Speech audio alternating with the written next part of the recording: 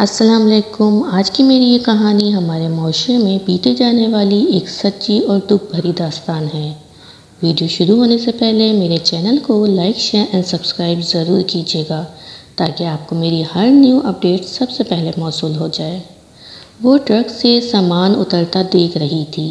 ایک double bed, ایک dressing table, ایک صوفہ سیٹ، ایک میز اور 2 مورہے، برتنوں کے ایک ڈبے اور ایک پیٹی میں کچن اور بیڈ روم کا سامان۔ واہ، یہ سامان تو کافی اچھا ہے، لگتا ہے دوسرا ٹرک پیچھے آ رہا ہے، اس نے دل میں سوچا۔ اس ٹرک کا سامان اس نے اندر رکھوایا اور ٹرک والے کو شکریہ کے ساتھ رخصت کر دیا۔ ساری شام گزر گئی، دوسرا ٹرک نہ پہنچا۔ اب اس سے رات کاٹنی 2 بر ہو رہی تھی۔ صبح ہوتے ہی اس نے سمدھیا نے فون کیا اور ان کو بتایا کہ آپ کا ایک ٹرک پہنچ گیا ہے۔ تو کیا پورا سامان نہیں پہنچا؟ آگے سے استفسار ہوا۔ جی فرنیچر تو پہنچ گیا، اور ساتھ میں تفصیل بتائی۔ سمدھن بولی، شکر الحمدللہ سارا سامان پہنچ گیا۔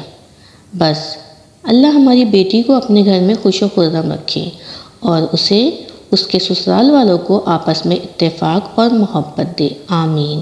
اسے اپنے کانوں پہ یقین نہیں آ رہا تھا کہ بس اتنا سا جہیز۔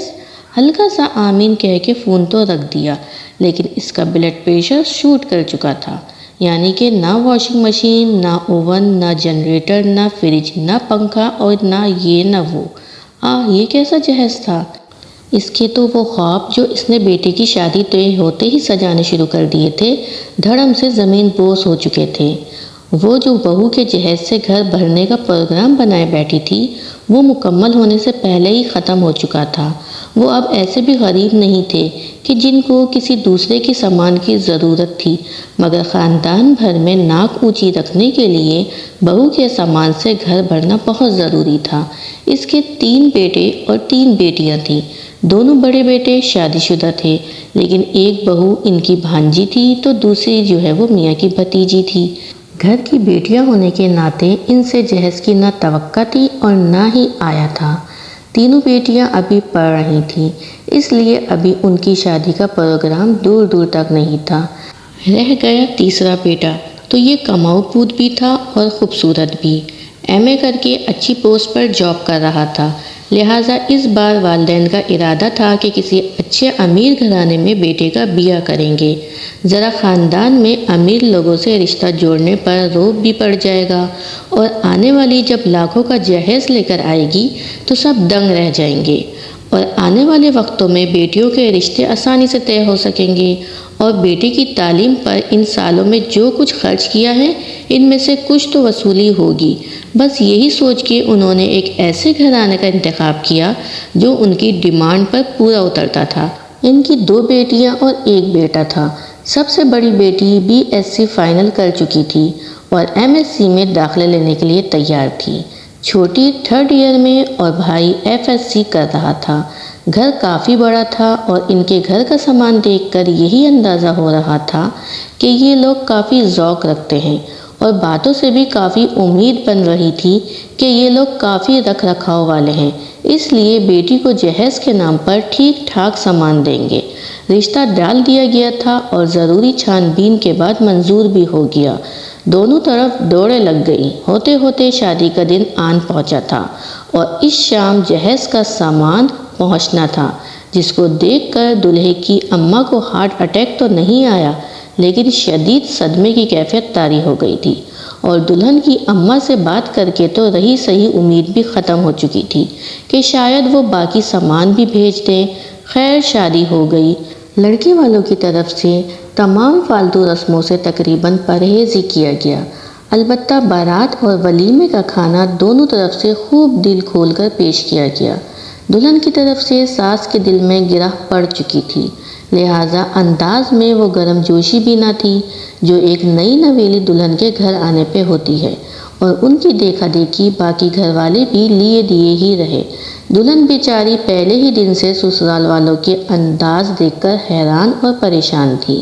1 ہفتے بعد ہی عقدہ کھل گیا کہ جنریٹر پرانا تھا تو نیا نہیں لیا، سوچا تھا بہو آ رہی ہے تو نیا لے آئے گی تو سب کا بھلا ہو جائے گا۔ अब पुराने में इतनी ताकत नहीं, इसलिए नई बहू के कमरे का पंखा इस पे नहीं चल सकता। मज़ीद 2-4 दिन बाद पता चला कि एक फ्रिज कम पड़ रहा था। नया इसलिए नहीं लिया कि बहू आ रही है तो नया फ्रिज आ जाएगा, मगर तुम बर्फ़ मंगवा लिया करो।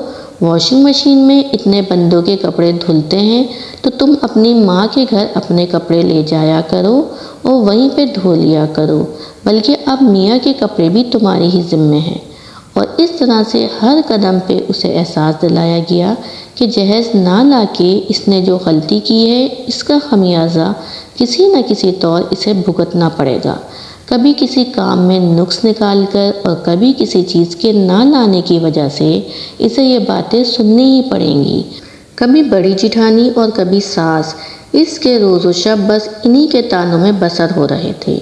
एक छोटी जिठानी थी जो दिल की अच्छी थी और उनसे कुछ हमदर्दी भी दिखाई देती थी। वो अक्सर इसका साथ देती, मगर इन दोनों से छुप छुपा कर, क्योंकि वो भी ससुर की भतीजी थी, इसलिए उसका पल्ला भी थोड़ा हल्का ही था। बेटियां वालिदैन को बेशक कुछ ना बताएं, लेकिन वो इनके चेहरों से अंदाज़ा लगा लेते हैं। पहले पहल तो इनके माँ बाप ने कोई ख़ास नोटिस नहीं लिया, लेकिन बेटी की खामोशी का अंदाज़ा हुआ तो कुरैत के जब हकीकत सामने आई तो वो दंग रह गए। इनके तो वहमो गुमान में भी नहीं था कि इनकी बेटी को कम जहेज़ लाने की वजह से ऐसे हालात का सामना भी करना पड़ सकता है। साल गुजरने के बावजूद ससुराल वालों के रवैये में कोई बेहतरी नहीं आई, तो वालिदैन ने सोचा कि बकिया भी साजो सामान दे देते हैं, मगर आसपास खैर खाहों ने समझाया कि अगर ये साजो सामान बच्चे की खुशियों का ज़ामिन है तो एक बार अगर आपने इनकी मांग पूरी कर दी तो समझिए कि आइंदा के लिए इनका मुंह खुल जाएगा। आप कब तक बेटी की खुशी के लिए इनका घर चीज़ों से भरते रहेंगे? और अभी आपकी एक बेटी घर पर और है, कल इसकी भी शादी करनी है, तो इस इक़दाम से तो बाज ही रहें। लड़की के वालिदैन मान तो गए, मगर वो लड़की अपने ससुराल में अनचाही और ज़बरदस्ती की ज़िंदगी बसर कर रही है। इसका मियाँ इसका साथ देना चाहता है, मगर घर में छोटा होने की वजह से इसकी नहीं चलती। वालिदैन परेशान है कि क्या करें। अगर बच्ची को घर ले आते हैं तो आने वाले दिनों में इनकी छोटी बेटी के रिश्ते में रुकावट हो जाएगी, क्योंकि ये सोच हमारे माशरे में इस बुरी तरह से सरायत कर चुकी है कि अगर बड़ी बहन घर वापस आ गई है तो ज़रूर इसमें इसी का कसूर होगा। गलती चाहे ससुराल की ही हो, लेकिन इल्ज़ाम घर बैठी हुई लड़की पे ही आता है। वजह चाहे कुछ भी हो, लेकिन कसूर लड़की का ही होता है।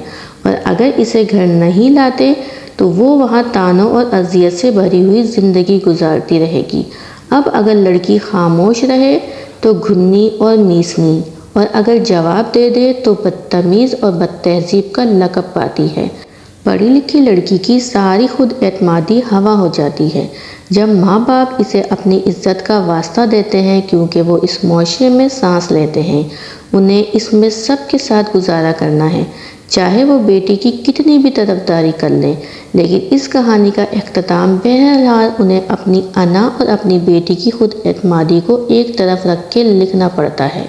ये कहानी माशरे के हर तीसरे घर की कहानी है, जहाँ जहेज़ दुल्हन से ज़्यादा अहमियत रखता है। क्या जहेज़ का ना लाना इतना बड़ा कसूर होता है कि एक बच्ची जो अपनी आंखों में नई ज़िंदगी के अनगिनत ख्वाब सजा के लाती है, लेकिन अगर लड़की को इन जैसा ससुराल मिल जाता है तो उसकी सारे ख्वाब चिकना चूर हो जाते हैं। क्या लड़कों की माएँ अपने बेटों का सौदा जहेज़ की सूरत में करती हैं? है कोई जवाब हमारे पास? इसीलिए शायद लोग बेटियों से नहीं, इनके नसीब से डरते हैं। और याद रखें, जहेज़ एक लानत है और आजकल सब इसी की तलब में हैं। अफसोस की बात है, खुदारा सोचिए, कल को अल्लाह को भी जवाब देना है।